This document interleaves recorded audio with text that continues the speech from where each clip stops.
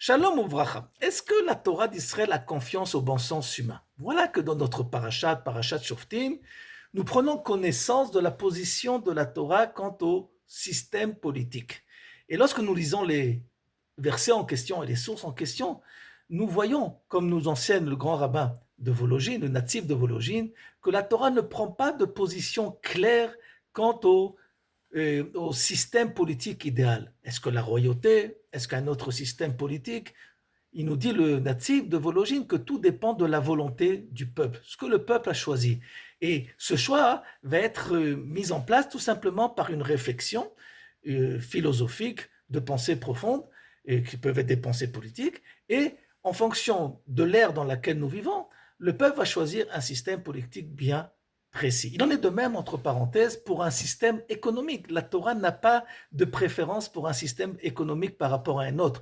Est-ce que ça peut être le capitalisme, le socialisme, le communisme ou un autre isme en question? La Torah ne prend pas de position pour cela.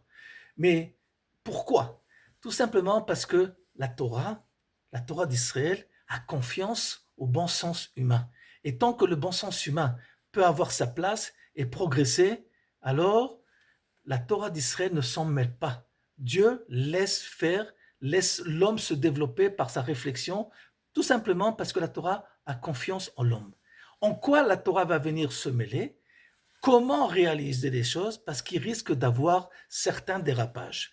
Une fois que l'homme Israël, le peuple juif, va décider quel est son système politique, alors la Torah va tout simplement nous enseigner quels vont être les devoirs de ce leader par rapport à ses citoyens et quels vont être les devoirs de ces citoyens envers ce leader. Parce que lorsque nous avons affaire à des idéaux, il y a une certaine maladie, un certain danger dans les idéaux, c'est que lorsqu'on les pousse trop loin, ils risquent d'être destructifs. Et là, la Torah, elle va respecter l'idéal humain, mais va le diriger par des halachot, par des lois. Il en est de même aussi, par exemple, pour l'économie. Une fois que nous allons choisir le système économique en question, la Torah va nous faire prendre conscience que quel que soit le système économique, le but de ce système, c'est de faire du bien l'un vis-à-vis de l'autre. Alors la Torah va établir les lois de la tzedaka, du maaser ksafim, ainsi que d'autres halachot. Tout ça pour nous faire comprendre deux choses, qu'il faut faire confiance au bon sens humain et le diriger par des lois qui vont l'élever à une échelle divine de la moralité divine. Shabbat Shalom.